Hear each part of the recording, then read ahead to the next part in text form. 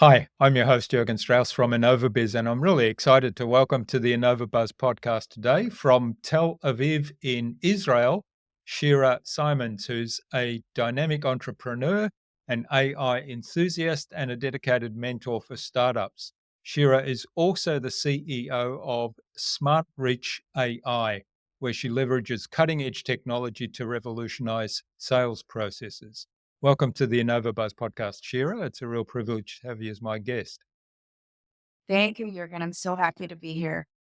Now, your journey is marked by resilience and a commitment to continuous learning and to innovation. So, looking forward to delving into all of that in our conversation today. And of course, all things AI. It's something I like to geek out on. Before we get onto that, though, Shira, can you share with us the impact you aim to make in the world with your work and your innovations? Oh, that's a great question. Yeah, absolutely. I love that. So, first of all, my impact to the world is, what I really, my vision is to help people um, use their time because time is just so priceless in the best way possible to have more time with family and with things that are important, but also to strike conversations and leverage technology to help them do that so that they can grow their companies. And that's pretty much what, I focus on is helping companies grow, but helping them grow in a way where they don't have to spend as much time as they usually would doing so. Mhm. Yeah, well, there's a couple of things to unpack there, um, and and obviously on a personal level, the family time is important to you. I know you have 4 children. Not sure how old they are, but certainly there's lots of time for good quality relationships there that's involved. So it's amazing that you've actually grown this business and achieved all that whilst raising those children. Um, in terms of, you mentioned also um, the human connection, or you sort of alluded to the human connection, but leveraging technology for that. So, talk to us a little bit more about how you see that working in practice. Yeah, I think that is actually one of the biggest challenges with AI, right? And I think the biggest fear that people have, and rightfully so, is that somebody is contacting me or giving me content that is written by a robot and they don't really know me. And I think that is really the biggest challenge that's happening right now in the outbound marketing space specifically, and I'm sure in many other industries as well. But outbound marketing is really my industry.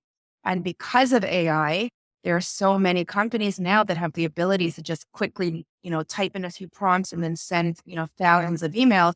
And it's actually really somewhat hurting the industry. So Mm, there's a lot of buzz around this right now about how many people and companies are trying this. And most, first of all, they end up going to spam, and we could definitely talk about that later and what the spot, filters and triggers are that are getting smarter to kind of track these AI messages. But I think it's also coming out as the opposite effect where it's not being personalized and it doesn't seem human like. And therefore, users or receivers are marking the spam or saying unsubscribe, and they're not getting the results that they usually would be getting with their outreach. So what I focused on for the last year and a half is really now how can I leverage this incredible technology, which it really is mm, amazing, but humanize it, right? And how do I do that?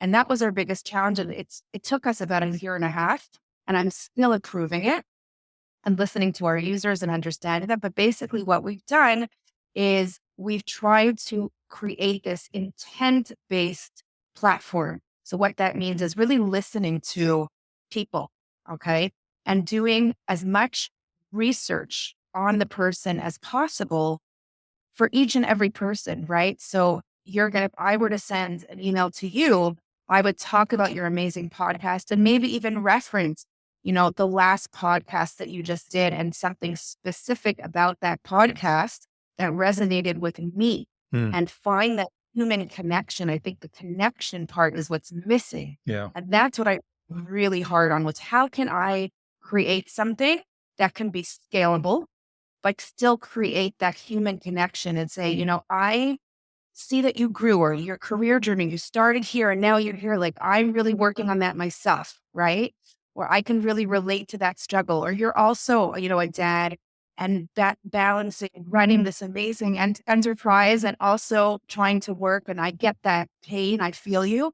Because what happens is when you have that human connection, people are much more, their wall goes down and they're much more open to engaging with you. Mm. But how do you do that with this AI? It's the biggest challenge that we've been facing. I think many companies have been facing that we've really been working on is to, I would say, humanize the AI.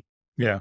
Well, it comes back to, I see it as um, symptomatic of what was happening and I think continued to happen all throughout the whole email marketing thing. People would build up lists, collect emails through lead magnets on their website or other means, and then send out generic emails. And the other one, you mentioned my podcast. I get pitches all the time for people to come on the podcast as guests. And 80% of those pitches are very generic and templated often. The worst example I had where somebody sent me one with the wrong podcast name and the wrong host name. So they addressed me by somebody else's name. And I happened to know the person. So it was kind of funny in some ways. But it, they used the template, they automated it to the extent that it was all templated, but they hadn't even gone to the trouble of changing the name. So it was sort of Oh, at a yeah. really low level of personalization. And I think the laziness of people that um, kind of templated and used email marketing in a way that they didn't even bother to segment lists, which is kind of like the first level of personalization. And that's now translated into artificial intelligence because what that tool allows you to do is do this non-personalized mass email stuff on steroids. Whereas Yeah. if you're clever about it, it actually would allow you to also do the personalization stuff with, as you pointed out, with saving you a lot of time. Yes, absolutely. Absolutely. Yeah. Like, I think you hit the nail on the head with so many different topics that are all different podcasts in and of itself. But the first one is really that list building, and that was the first thing that we like. I've been running this company for 13 years. SSC Digital. We own SmartReach AI, which is the AI technology that I mentioned. And SSC Digital, we're finding over time that building a list is getting harder and harder. So, from what perspective? First of all, to validate that the person is still working at the company, people are hopping around so frequently. And a lot of these databases are updating every quarter, every 2 to 3 months. And so you send a lot of emails to people that have retired, have even passed away, right? We get that. Have left the company. So just validating the simplicity of validating those email addresses and making sure that that person is still at that company is so crucial. And then I think another challenge that we found that a lot of these databases, because we scrape from all different databases, we scrape the web, we pull lists from everywhere. And the second thing is really the quality assurance. So even if you were to scrape from, let's say, LinkedIn Sales Navigator, and you're saying, I want to find companies that are in the marketing and advertising industry with this title, every once in a while, you'll have someone in the oil and chemistry, chemical industry, right? And they're just completely not Mm. your contact and end up sending them an email talking about marketing and advertising. And that's just a waste. And what happens then is that affects your open rates. And once the email provider starts seeing, and it also affects your bounce rate because you're sending to people that you haven't validated their email address.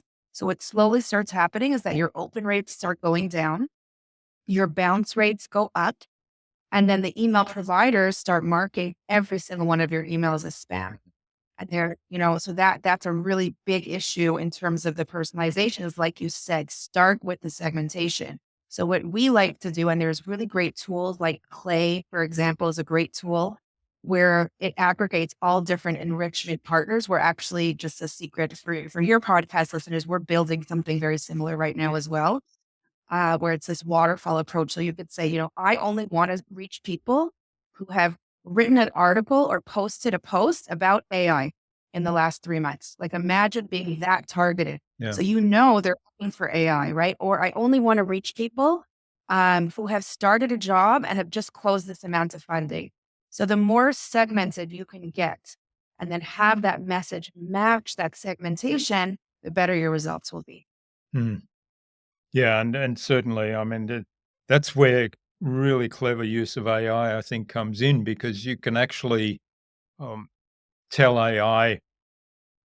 I mean, you can. I've used AI to describe an ideal client and to really dig deep, and I've sort of given it all my information and pointed it to my website and given it videos and documents and said, give me. I mean, I know what my ideal client is. I had it sort of written out, but I sort of said to um, ChatGPT was in this case, I said, well, describe my ideal client based on all this information. Now, of course, in that information, there was description of the ideal client. So it kind of Right. came back, but it gave it to me in a form that was different to how I'd presented it in the past. So it gave me information that at least made me think a little bit more. And Yeah. and that's Perhaps. where it's really good. And also, and I wonder if you could talk to us a little bit about that, because you've talked a lot about data and data consolidation and gathering data from different places. So what's the role of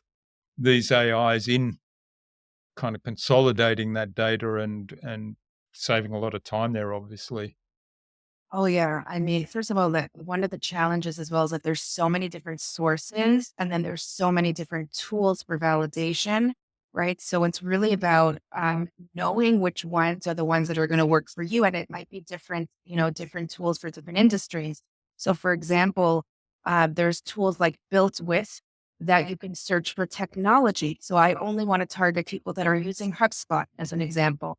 Apollo.io has that as well.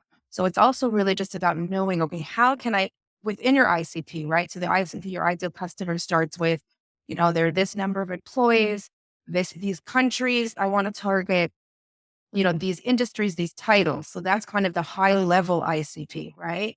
But what's available now with AI and with all of these tools that are available, for you that leverage AI, right? Is going a little bit deeper now. Mm. What are people posting, like I said, on their LinkedIn, right? What kind of actions have they taken in the last few months? Have they just gotten funding? Have they closed funding recently? Did their company make an announcement? This is like a layering, like the next layer, which we call enrichment, which is really the next step. I'm really going a little bit deeper than just sending it to your basic ICP. And that's not really something that ChatGPT can do. Okay, ChatGPT is great to like sum up your Yeah, ICP, but there's all these other tools out there that are available to enrich the data yeah, even further and take it that next level. And that's really important. And then the next step, where I see a lot of companies are kind of losing the battle in cold outreach, is with that messaging. So, like you said, it's either the wrong company name, which happens, they put a placeholder and they forgot to update that, right? But it's really taking that as well, the messaging to the next level and saying, hey, I just, saw that you, closed this new funding round. mm, Congratulations. That's incredible. And talk about anybody could do that by using, let's say, Apollo even.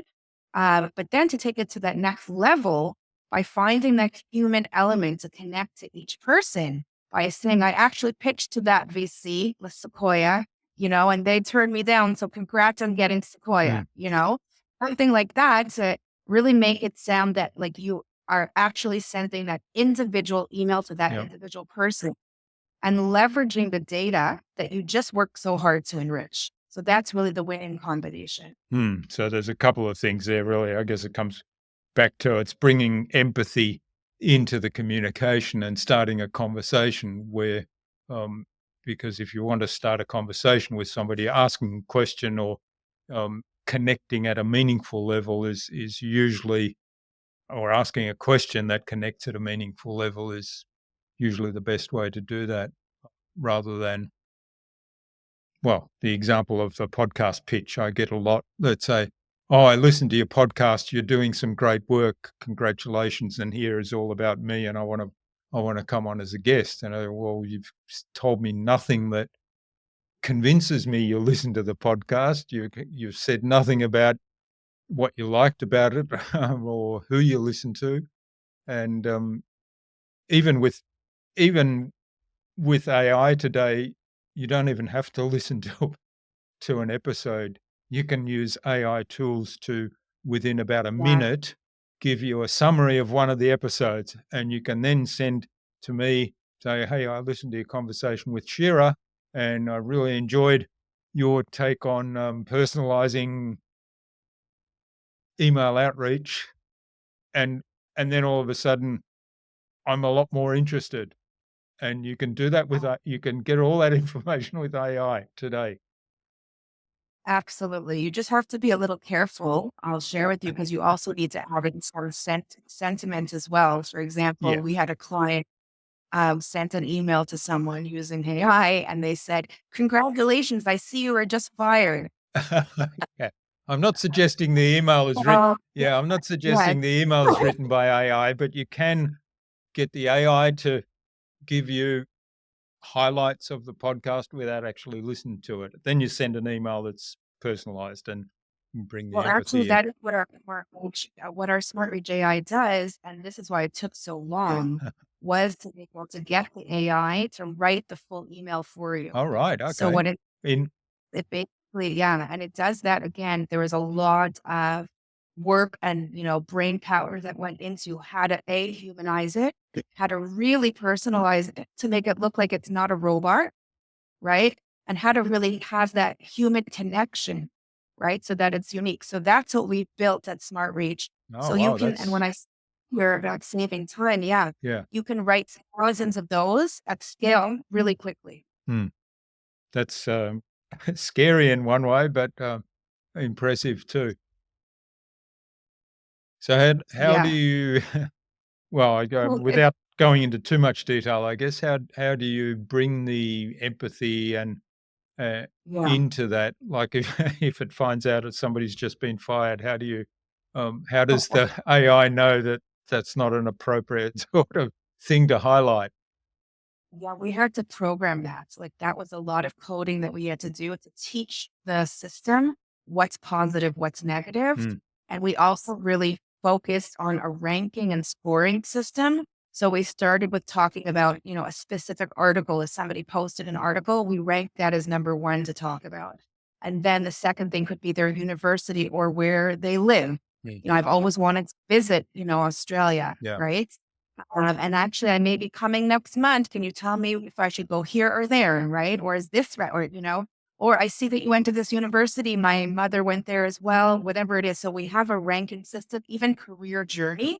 What we try to do is pull it away from being that, like you said earlier, very templatey, right? Mm, So where it looked like everybody's getting the same one and then just popped in their company name.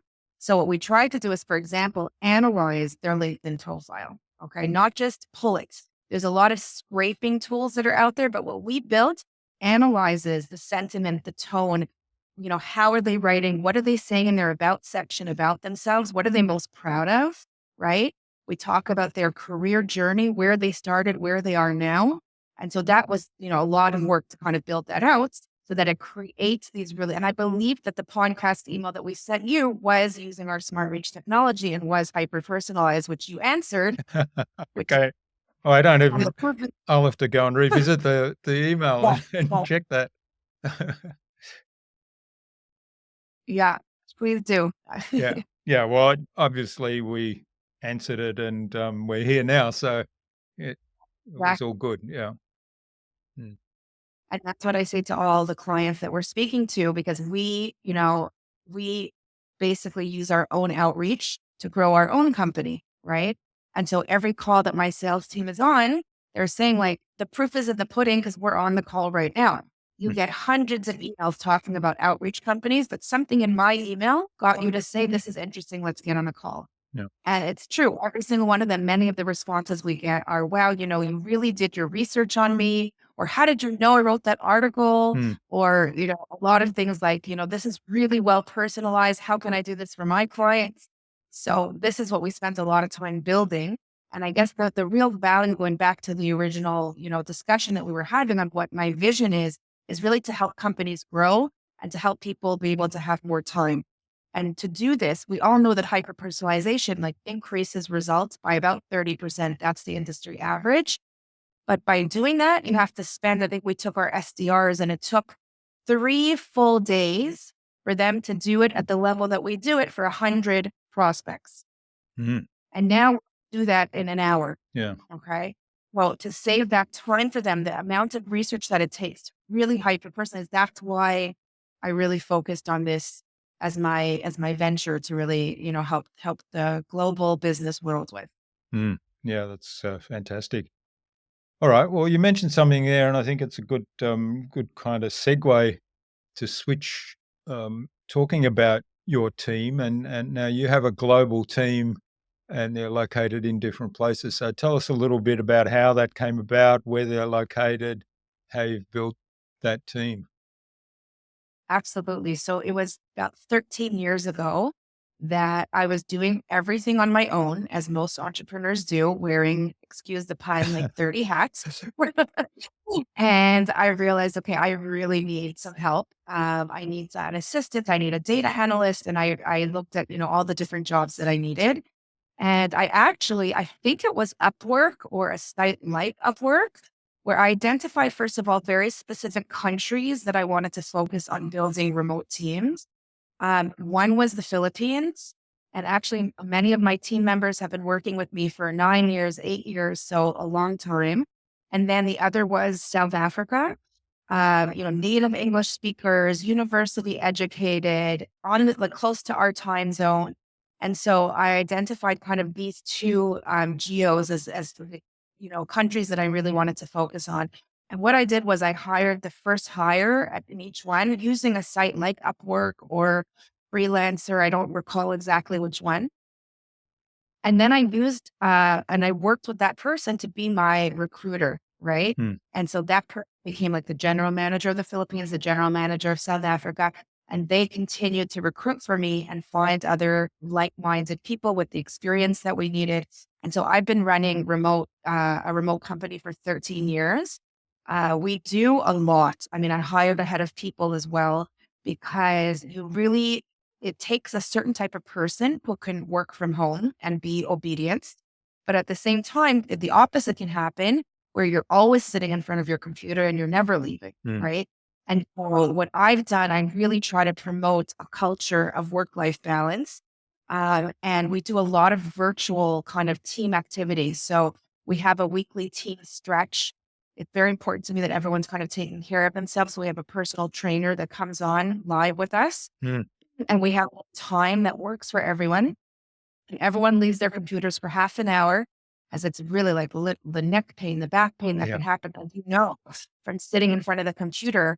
So I offer that once a week. We have twice a week meditations where we have it led as well, where we all just shut down and do 10-minute meditations. I'm telling you, that makes such a huge difference. And we also have a company therapist that helps to give, if anyone's going through a trauma or a crisis, or just need someone to talk to. And then we also have a monthly team building activity that we do as well, where it's really fun. We do some fun activity that we all do from all different countries. Many times it's learning about each other's culture. Mm. So we love that, what's happening in this country, what's happening there, what kind of holidays are you celebrating? We have a few team members in India that have the most incredible holidays there. My favorite one is they have I forgot what it's called. It's my favorite one. It just happened. This the brother and sister holiday. I don't know if you heard about that, where No, they I don't know that one. buy like if you're a brother, you buy your sister presents, and if you're a sister, you buy your brother presents, and it's like just a beautiful way of Mm. like really valuing your relationships with your siblings. So anyway, we love learning about different cultures, and we use Slack. Slack is our main communication channel. We live on Slack all day, so I feel like I'm in everyone's office. Yeah. Yeah. Well, there's some fantastic initiatives there, and must be a fun place to work, even though it's um, remote and not in the same office, and uh, probably not all that often where people get to see one another in face to face. Yeah, uh, Yeah, but they yeah, still we feel definitely part. try. Yeah, mm, wonderful. And you mentioned India as well as the Philippines and South Africa. And I know when we had our earlier conversation, you talked about handoffs and so on. And I got really excited because one of the things in my corporate career, where I was managing people in a whole range of different locations, I always had this vision of um, how could you take, how could you work 24/7 and take something that was generated in one time zone and hand it off to the next time zone at the end of that first time zone's working day, and then just transfer it around the world so that by the time it came back to that beginning time zone, if we call it that, it was progressed way further. And the issue that we had always was that we were working with physical stuff. Yeah. And whilst there was a lot of data generated, the computing tools and the internet hadn't gotten advanced enough that we could actually take the data and hand it off and get it analyzed and bring it back. But talk to us a little bit about what you do that, because I know you do some of that. Yeah. So first of all, I'll say this is one of the best things about having a global team is that you instead of looking at the time zone as a hurdle, Mm, you'll look at the advantage and how can you build around that. So yes, the disadvantage is you have a few hours to really speak to them. But if you can create the right processes around not needing to have so much interaction, in a few hours is enough. And the rest of the time is actually doing work. yeah. What we use Asana. So we have a lot of different tools that we use to manage all of the teams. And on Asana, we'll post to our team in India, in the Philippines. This is what we need. We need these domains set up. We need this data based on this ICP built. And we wake up the next morning and it's done for us. Mm, Okay. So it really is, in a way, we're working 24 hours because from a client's perspective, they spoke to us on a Monday morning and by Tuesday morning, they have their data already. They have their domain set up. They have everything they need ready to get started. So it actually enables us to produce a lot more than we would had we all been working on the same time zone. And again, it's all about using the right tools, I would say, to communicate effectively and the right processes. So we have like for all of our client onboardings, we have a very specific process. So we do a client onboarding.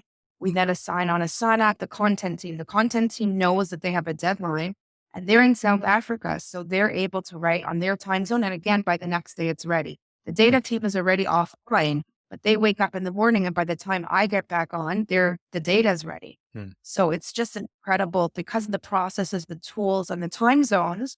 We've built it in a way that we're constantly, efficient and leveraging the time differences to deliver quicker to our clients. mhm. Yeah, well, there's a lot there. Um, that's obviously involved in that. You talked about the communication processes, the tools you use, and then having really clear processes that enables people to work without having to have that constant um, interaction or direct interaction because of the Correct. where that's not possible because of the time zone difference. But yes, the time zone turning the time zone difference into an advantage was something that I always thought, man, we should be able to turn this into an advantage.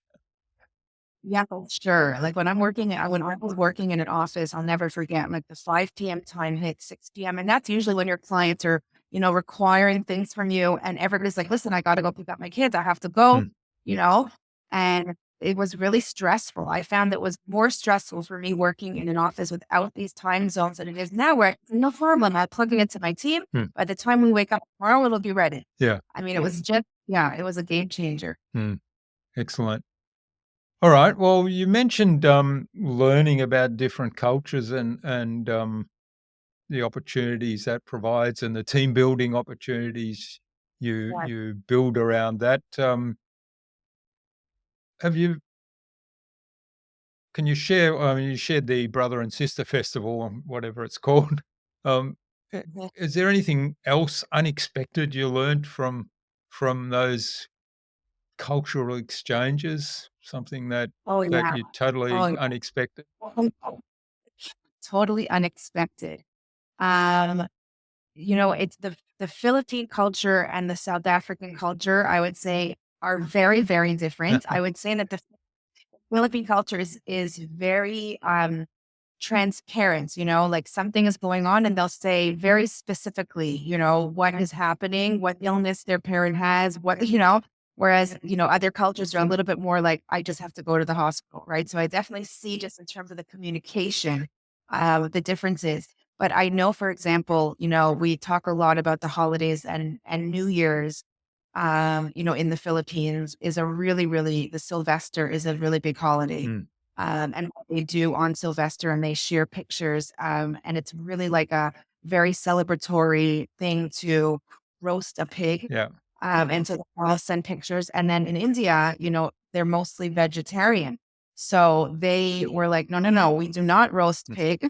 We have a lot of, and in Israel, pig is not kosher. yeah, So yeah, we have very, deep discussions around like, wow, look at this one animal and how it like really is built into each of our cultures, right? yeah, in a We're completely not different allowed way. Yeah, they're celebrating with it. And yeah, so that's just one example that I could think of off the top of my head. But we're constantly like understanding how they celebrate, what they're celebrating, and how it's a little different. And for me, I'm here in Israel. And so we have so many different holidays that come up. The Jewish New Year is coming up. And I think the biggest one for me is the Sabbath. And this is something I've actually taught my team. So I don't actually use any electricity on the Sabbath. I shut mhm, down from Friday night till Saturday nights, from sundown to sundown. And it's the only time I'm not actually working. And the team thinks I'm not online because I'm not yeah, allowed to, yeah, right? yeah. And only and my team is learning, wow, what do you do on the Sabbath? How do your kids not use their cell phone and they're not on the iPad? And how does that happen? I'm like, remember when we were young and we used to go outside and play Yeah, stickball? yeah. That's what they're doing on the Sabbath. They're playing games. We're engaging with our kids. We're disconnecting from the screens. And a lot of my team, especially the moms and dads, were like, how can I get my kids to do that even for a day? So we talk a lot about how we do it, what we do during that day. So yeah, I love it. And I would say lastly that the other thing I do, which I've been doing for many years and so near and dear to my heart, is called our random act of kindness. I'm not sure if you've seen this on our site, but every month, somebody else from the team has a certain amount of money that's donated by the company, and they have to choose randomly who they want to give the money to, right? And so every month, it's a different person or a few different people. And you could just see as well the cultural differences. Like in the Philippines, there's so many homeless people, and in India, it's heartbreaking to Mm, see. And there's just so much need. And in South Africa, they're choosing like a teacher that inspired them, or like each one is different. And so I love learning about the different charities, the different needs, the different communities that we each have, and how as a company we can give back to these communities. mhm. Yeah, I love that. It's it's interesting, isn't it, to be open to learning about the different cultures and learning about, well, why is that like that, and how does that work in practice, and how can I how can I learn from that practice, Exactly. um, and because there's something that I might be able to use from that as well, and it kind of builds a human empathy as well to be open to those things and understanding how different cultures do different things. Absolutely. And I love that the team is always asking, like, wait, can I do the brother and sister? Yeah, How do yeah, I make them? Can I have my kids do that for each other? Because they're fighting all the yeah, time, yeah. right? So for a lot of things that we're learning from each other that I don't think had we been in this environment of working together, had we had the opportunity to really learn from each other. Mm, love it. All right. Well, we're having so much fun, but I'm just seeing my little timer gone orange here. So I think it's a Right. good point now to move on to the buzz, which is the same. It's our innovation round. It's the same 5 questions I ask of every guest, and the idea is Right. you'll give us some really insightful answers that'll inspire the listener to go and take some awesome action today as a result. I will do my best. Excellent. All right. Well, what's the number one thing anyone needs to do to be more innovative? Learn, learn, listen, research. I spend at least 2 to 3 hours a day consuming content and looking at what other people are doing, other companies are doing, learning new tools and technologies. So being open to and being a sponge for learning. Mm. Yeah. And on that topic, AI can actually help you be much more efficient in your learning. I've discovered this week, I'm looking at getting a flashlight for my camera system. So my regular listeners know that I'm a keen photographer, and I've never really come to grips with flash photography, and Okay. it's something I thought, okay, I'm going to learn flash photography. So I started researching some uh, flashlights. The way I normally go about this stuff, I go on the internet, what's available, build a spreadsheet, do a comparison, decide what I want. Does this one meet it? No. Does that one meet it? Yes. And sort of narrow it down. And usually I spend weeks until I make a decision on which one. Yeah. Well, I discovered this week I'd sort of narrowed down to about 10 models. And I thought, well, what if I put this into ChatGPT and say, what's common about these models? What are the differences? And then it actually gave me a list of things that each had, a list of features, and what was different about each one. And then I went back and I said, well, why is that important? So these things that were different, why is that important? Explain to me what that actually means in practice. And it did. And it gave me all this information that was probably about normally had in the old process would have taken me several days of full-time It's research. And I had it done in about half an hour. And I sort of amazing. had all the information to make a decision. And I thought, wow, that's interesting. You can use it to learn in that sense as well. Wow. Yeah. It's one of the best tools. Like you could even have it put in a CSV for you. So you could say, create a CSV file and show me all the pros and cons in these specific areas. Right. So you just have to know how Yeah. to prompt it, but it's so much info. We just used it now for the enrichment tools that we're going to be adding. Like, what are the best enrichment tools? If I want to do A, B, C, and D, rank them by price, right? By usage. I mean, it's incredible. And we have a whole spreadsheet made for us in 2 minutes. Yeah. Excellent. Yeah. All right. So keep learning, always keep learning. Yes. Yeah. What's the best thing you've done to develop new ideas? um, execute. I would say I'm a big visionary dreamer. Okay. I've always, most entrepreneurs are. And a lot of people have great ideas, but actually Mm. taking the first is always, how do I now take this from an idea to actually building it out? Who do I need to do this? What are the steps that I need to take? So I would say take action. Yeah, yeah, that's a really important point. And I like how Yeah. there's a couple of things there that I'll sort of highlight that I really like that you said, because having this big vision, I always find I'd fall into the trap of I've got this big vision, and then oh God, it's so overwhelming. Yeah. How am I going to turn this into something? So to break it down and say, well, hang on, what's the first step I need to take? And who do I get involved? Who do I need help from? What expertise do I need? Are some great questions to get started, aren't they? Absolutely, absolutely. And it's a learning experience in and of itself. It took me three different engineers and realizing they couldn't do what I wanted to find finally my engineering team. And it was a lot of trial and error. But it's also just about perseverance. So that's another That's answer as well. persevere. Pers- Don't give up yeah. straight away. Yeah. Yeah. All Or, right. You've mentioned a few resources throughout the conversation. What's a favorite one you use most often? or different of a tool you said? Well, a resource just in general. Yeah. Oh, resource. Oh my gosh. My favorite resource, probably ChatGPT. Yeah. We actually named her Sheila in the company. So yes, where I was like, let's ask Sheila. And we go and it's really about knowing how to prompt Sheila to really give you what you need. Yeah. Yeah.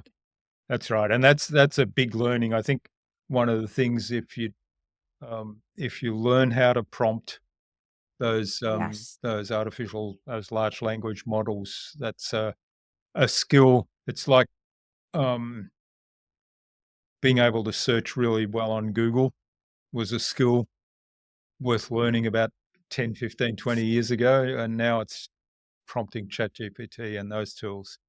1,000%. Mm. Yes.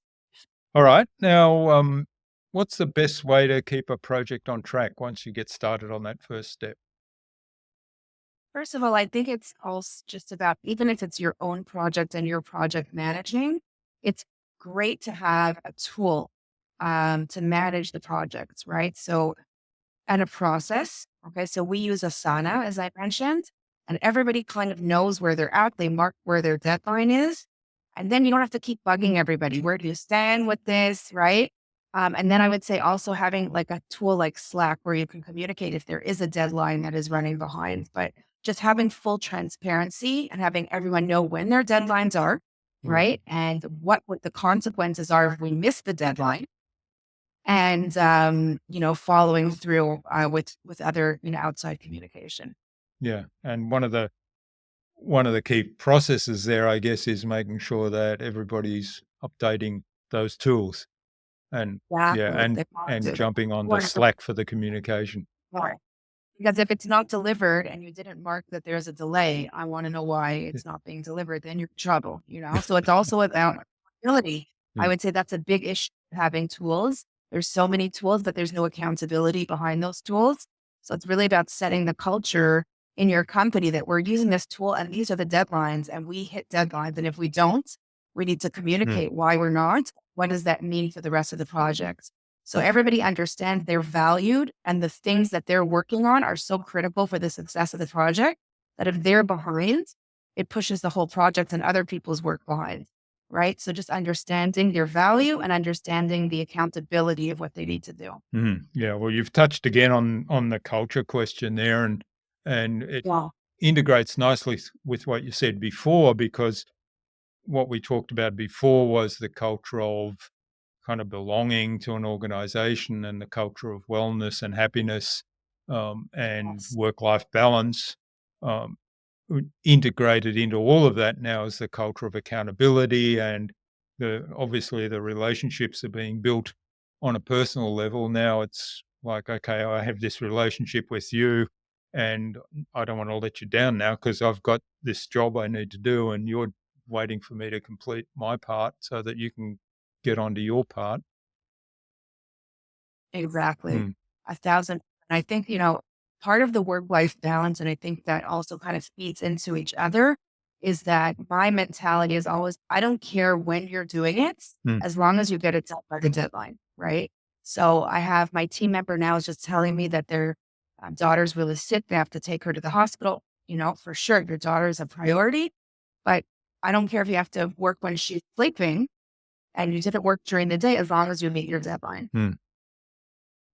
All right. And final question of the buzz round. The number one thing anyone can do to differentiate themselves. With the number one thing anyone could do to differentiate themselves. I really think this is an interesting one. Authenticity, right? Everybody is different, Mm. right? And I think what I'm seeing on social media is like everyone's trying to be like everyone else. But if you are really authentic, like I'm unique in the sense that I am a female CEO of two companies with four kids, one daughter-in-law, right? And one puppy and I had my ups and downs, right? And I think, just being really authentic and transparent. Not everything is rosy and, things are hard. There's ups and downs. So I think having that authenticity and that transparency and letting your wall down is really going to differentiate yourself. Mm. Yeah, and I think people kind of hide behind a facade often in social media, and there is a level of, um, yeah, I don't know how to put it, but I guess there's certain things that go beyond what each of us might want to share in public, that we hold private. And Works. but that doesn't need to interfere with the authenticity, does it? Because kind of trying to pretend to be somebody else, or um, taking an admiration or um, an exercise of modeling off somebody else because you want to learn what they're doing to the point of imitating them is being inauthentic.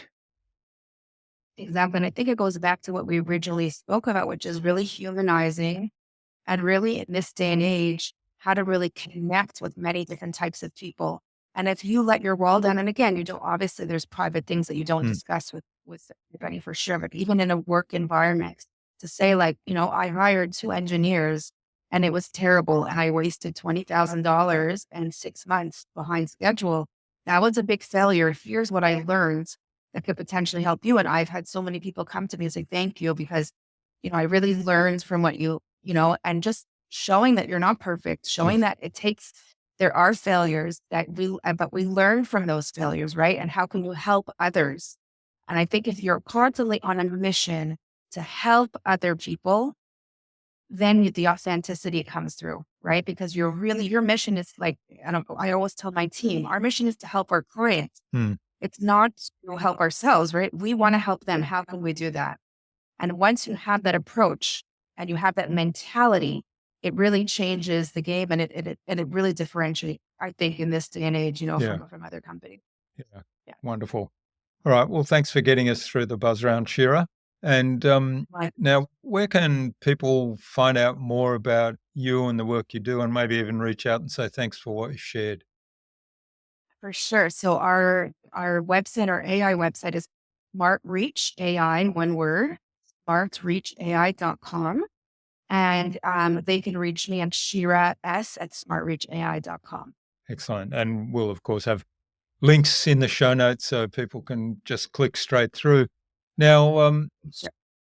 as we wrap it up, what action and what takeaway would you like our listener to take out of our conversation today? Yeah, no, I think that just to know that not to be afraid of AI, right?